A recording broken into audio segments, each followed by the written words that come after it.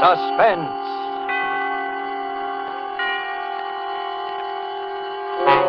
Tonight, To Find Help, starring Frank Sinatra and Agnes Moorehead. My roomer, Mr. Armstrong, tried to warn me that morning he left on his business trip.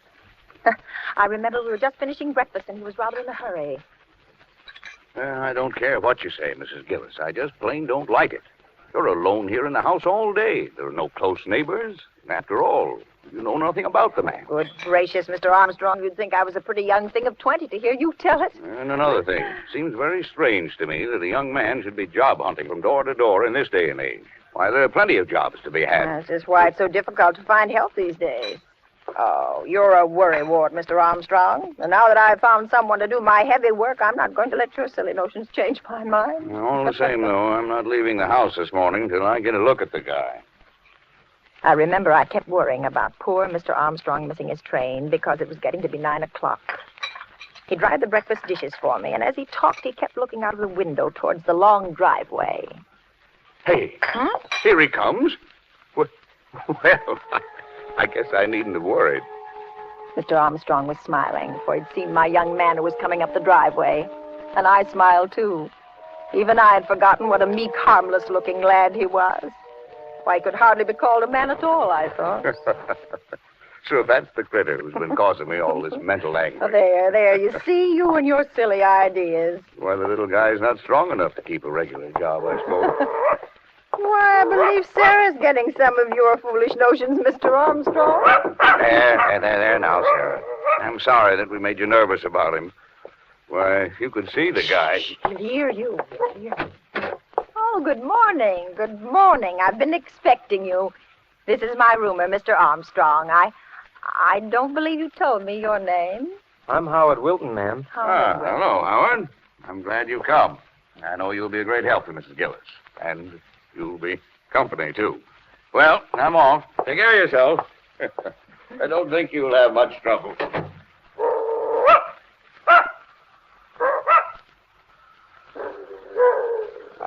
I don't believe your dog likes me, Mrs. Gillis. Oh, yes, of course she does. But she's just getting a little old and peevy. Oh, Come along now, Howard, and I'll show you where to hang your coat.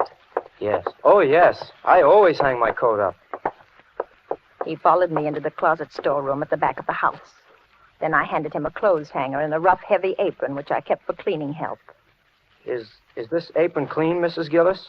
Why, of course it's clean. No one's worn it since it was laundered last. But there are spots on it. See? Spots? Oh, here, let me look at it. Oh, but that's paint. No dirt and dried paint. If you don't mind, I'd rather not wear it. Well, what do you wear then? You didn't bring out the clothes, did you? I'm a neat worker, Mrs. Gillis. You needn't worry about my clothes. No.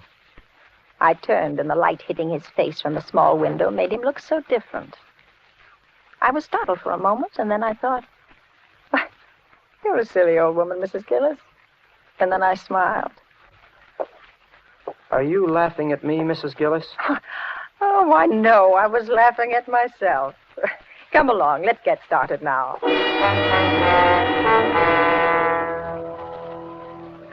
He'd only been at the den floor a short time when I heard him walk back to the closet storeroom.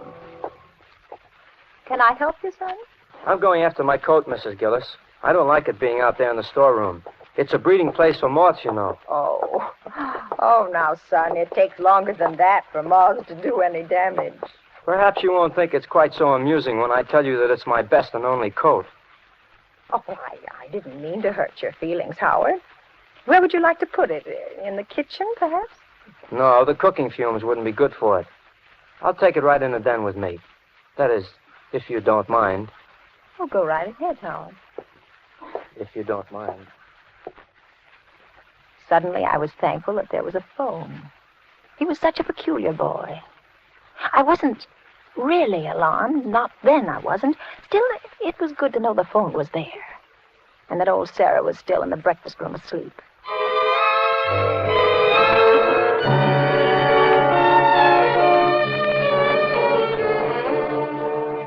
I went on about my own work that morning, but several times I went into the den to have a look at him. He wasn't doing much, I could see that. He seemed to keep polishing one small square in the corner of the room. Is there anything you need, Howard? Howard? Howard? I won't be spied upon, Mrs. Gillis. I won't put up with that. Well, see here, lad. I think we must have gotten off on the wrong foot. I'm not spying on you. Then why do you keep popping in like this? Why, Would you like me to go faster? Would you like me to spill out my life's blood for you here on the floor? Is that what you're after? Howard, are you well? Are you well enough to work? Of course I'm well. If only you'd quit bothering and pestering and questioning me. Is that too much to ask? Well, look, Howard, I'm interested in young men. I have 2 boys of my own. They're in the service. You see that bill on the desk there? He's a Marine. And on the table there, that's Dennis. He's in the infantry. He's overseas. So that's why you hate me. I see it all now. Hate you? Well, whatever gave you that? Yes, you hate me. I could tell it the moment I walked into this house this morning. But Howard... You hate me because I'm young and I'm not in the service like your boys. Why, it never occurred to me. You must know I was grateful when you came looking for work. Grateful? You resented me. The only reason you have me here is to work my life's blood away, to punish me for not being in the service just because your sons are in the service and I'm out. Son, you're ill. Let's put the work away now, and I'll make you a cup of tea. Oh, so you don't want me to do the job, is that it? You're like the Army. There was a job to be done, and they wouldn't let me in. Now you'd like to stop me in the middle of this. I only want you to do whatever will make you feel better. Well, leave me alone, then. Very well. Mrs. Gillis. Yes? I'll tell you why I'm not in the Army, if you insist. I don't insist at all, Howard. If you must know, I'll tell you. They said there was something wrong with my mind. Yes, I just thought maybe you'd like to know, Mrs. Gillis. They said there was something wrong with my mind.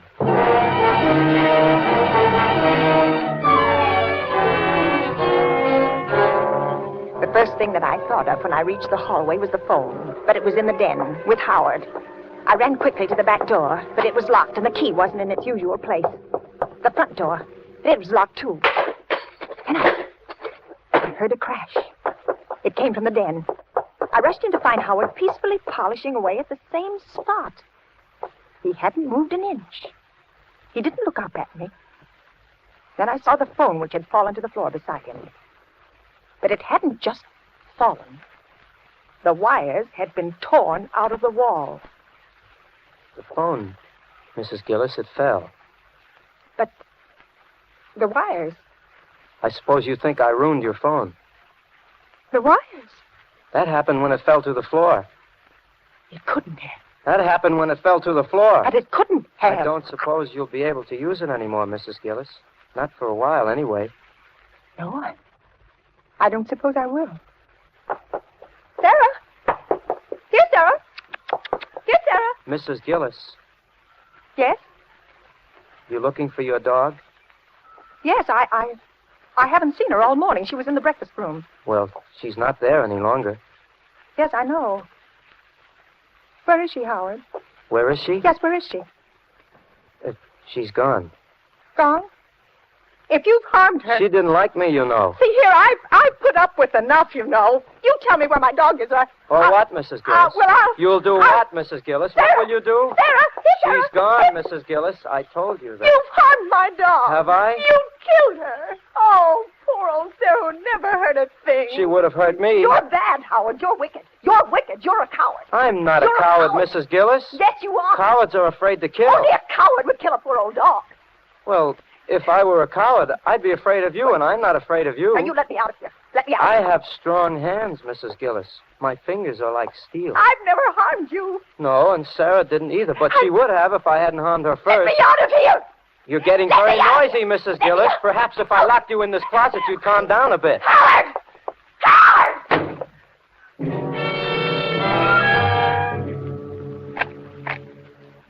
And then I heard the key turn in the lock. For a moment, I had the feeling of unreality.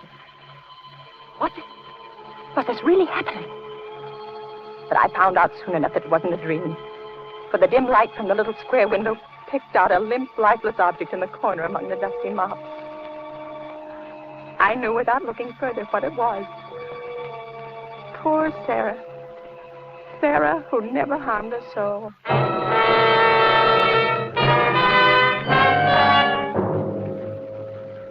I don't know how long he kept me there.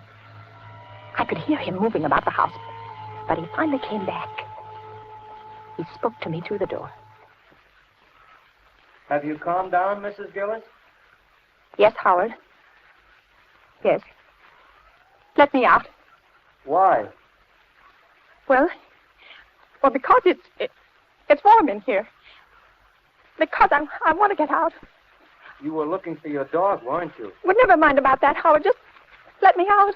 You know, Mrs. Gillis, if I kept you in there, you wouldn't be able to spy on me ever again. I won't spy on you, Howard. Please let me out.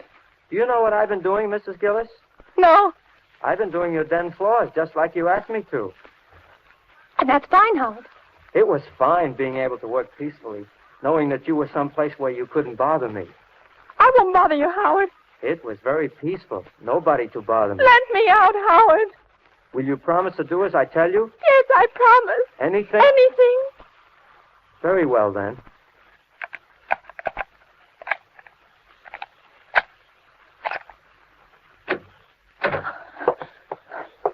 Now, no tricks. No. Feel my hands, Mrs. Gillis. He held them out before him. They were thin, weird-looking hands. Then he turned them over slowly, and he looked down at them. Are they nice hands, Mrs. Gillis? Yes. Yes, they're nice hands. But you haven't felt them. I knew better than to argue, and I forced myself to take hold of one of them. It was icy cold, and the floor wax had made it sticky. Have your sons as nice hands as these? Oh, no. No, they haven't. But they got into the Army, didn't they? I'm just as good as they are, you know. Oh, of course you are, Howard. Wouldn't you like some food, lad? You haven't eaten all day, you know. Some food would be good. Let me fix you some. Mrs. Gillis, you know, a woman I worked for once said my hands were weak. She did? Yeah, but she soon found out, however. Well, here. Here now, lad, I have some nice cold roast in the icebox. I taught her a lesson. And it'll only take me a minute to fix some salad. Are your son's hands strong, Mrs. Gillis? Not as strong as yours, Howard. I'll set the table right away. Mrs. Gillis, feel my hands again. They're like steel, you know.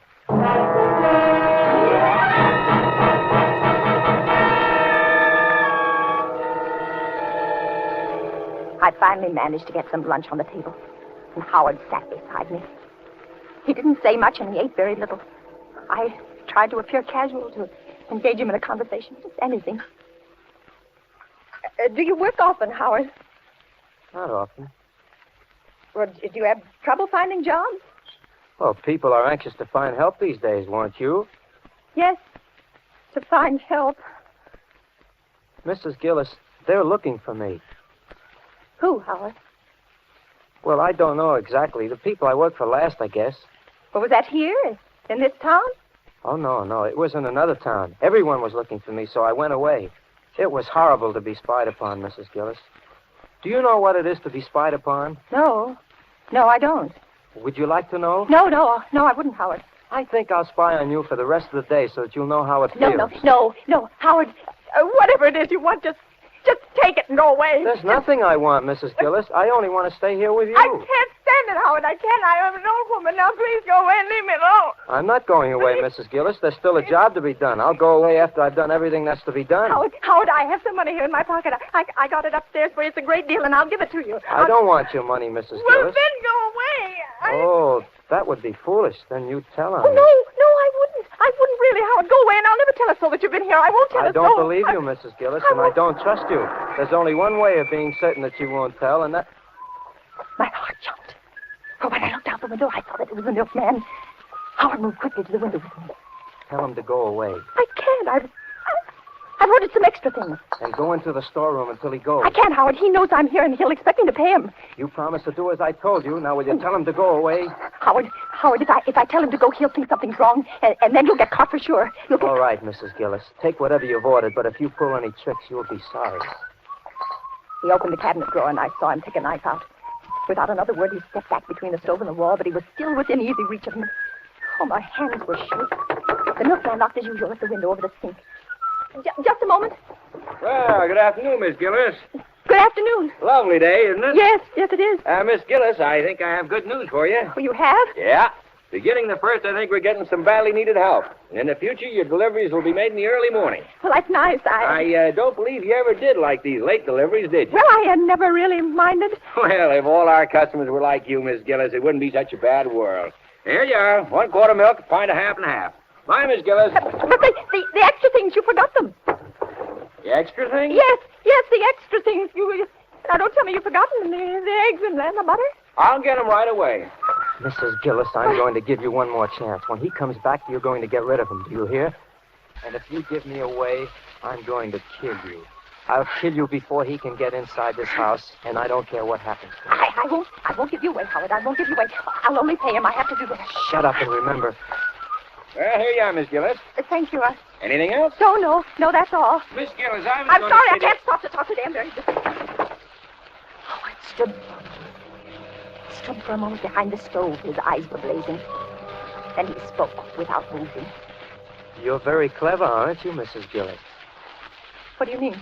You thought you were going to put something over on me, didn't you? I sent him away, didn't I? The extra things you ordered. There weren't Yes, any. there were. You saw him. You heard him. He didn't know what you were talking about. The milkman had returned. Oh, he stood outside the window. Howard looked at me, and I saw his knuckles go as he clutched his knife. This is your last chance. Get rid of him. Yes, I will. Howard, I will. Sorry to bother you again, Miss Gillis, but you forgot the points on the butter. Oh, yes. Yes, the ration point. Here you are. Sorry I had to bother you, Miss Gillis, but you see, I have to Yes, accomplish... I'm busy. Can't you see I'm busy? Tell me when he's gone, Mrs. Gillis. I stood by the window and watched. He got into his truck, and then he drove off.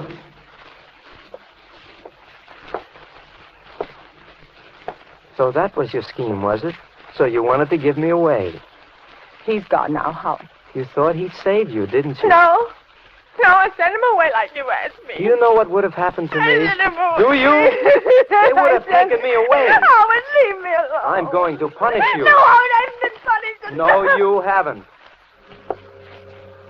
Standing very close now, and I knew he still held a knife. And suddenly, everything was black, and I slipped to the floor.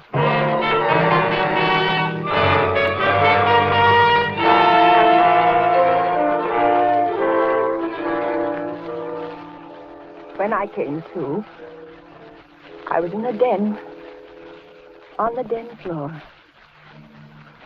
My head throbbed. Then I remembered everything.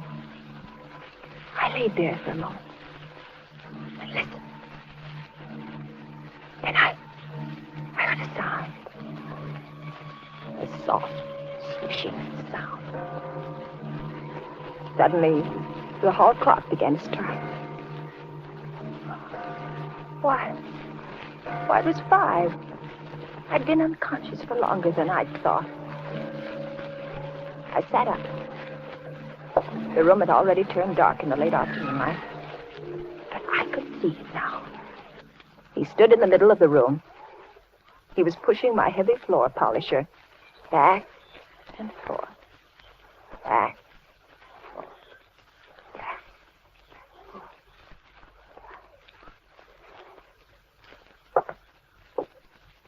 What time is it, Mrs. Gillis? About 5. Well, I guess I'll call it a day now. I've done a nice job, haven't I? Yes, Howard. Very nice. I think I'll be going now. I got to my feet. He paid no attention. He picked up his coat, which he'd placed over a chair when he'd taken it from the storeroom. Then he looked at the floor again. Doesn't it shine nicely, Mrs. Gillis? Yes. Yes, it does. Was it worth $5 to you? Oh, yes, Howard. I have nice hands, haven't I, Mrs. Gillis? Yes, Howard, you have. Here, take the money. Thank you. You know, it's a pity they have to be used to polish floors. You've done such a good job, Howard. I'm going to give you a few extra dollars. Thank you. Will you be needing me tomorrow, Mrs. Gillis? No, thank you, Howard. The door's locked, Mrs. Gillis. Yes, Howard. Do you have the key? Yes, I do. I just remembered. A lot of things. Mrs. Gillis, there's someone at the door. Yes, Howard. Will you open it? Oh, should I? Yes, Howard, you have the key. I have? This it, Mrs. Gillis? Yes. Yes, it is. Open the door. Open the door, Howard. Open it. All right, Mrs. Gillis. Hello. I'm Mr. Stevens of the phone company. Your phone's been reported out all day. I'm sorry we couldn't get around any sooner, but we're really swamped. Mrs. Gillis, is your phone out of order? No, there must be some mistake. Well, now, that's strange. We've had several reports. Maybe I better run back and check my books in the truck. Just a moment, Mr. Stevens. Could you do me a favor? Well, certainly. This boy... Mrs. Gillis. This boy, he's worked here all day. He's done a good job, but I don't think he's well. I'm all right, Mrs. Gillis. Oh, but you're tired, aren't you? Aren't you tired, Howard? Doesn't your head ache? Yes, I am tired. And my head does ache. Well, maybe Mr. Stevens will be kind enough to drive you to the car line. Sure, I'll be glad to, Mrs. Gillis, but I can't wait long. Well, right away, and I'll go along, too. I have some marketing to do. And, Mr. Stevens, as long as you're here, would you mind checking the phone just to make sure? Of course. I'll show you where it is. Can I show him, Mrs. Gillis? No, Howard, you wait here. We'll be right back. I moved quickly towards the den. Mr. Stevens followed me. Once inside, I closed the door behind us. He spotted the wrist wires at once. Say, this Boy, that man is dangerous. Drive us to the police station as fast as you can. Where is... Howard! We've got to find him. We can't let him get away. We'll take the truck. Come on.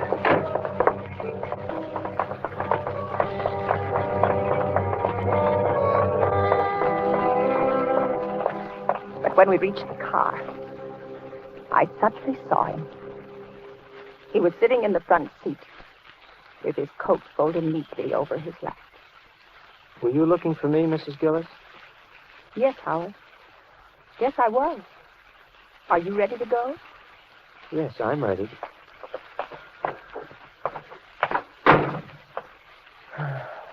It's very kind of you to do this for me. I'm very tired. I can't seem to remember things. Well, don't try to, Howard. Well, we all ready? All ready, Mr. Stevens. All ready, Mr. Stevens.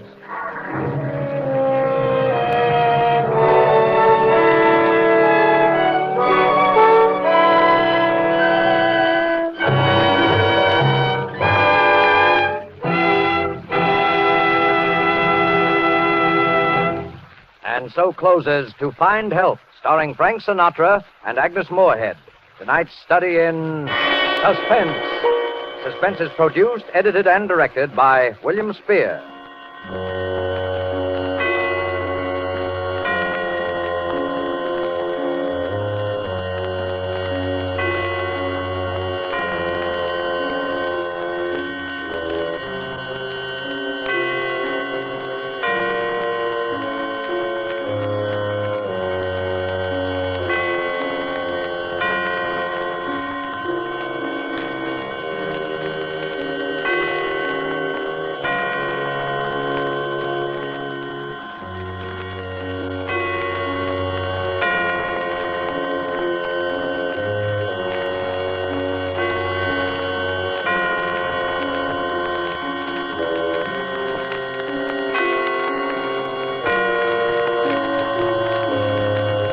This is the Armed Forces Radio Service.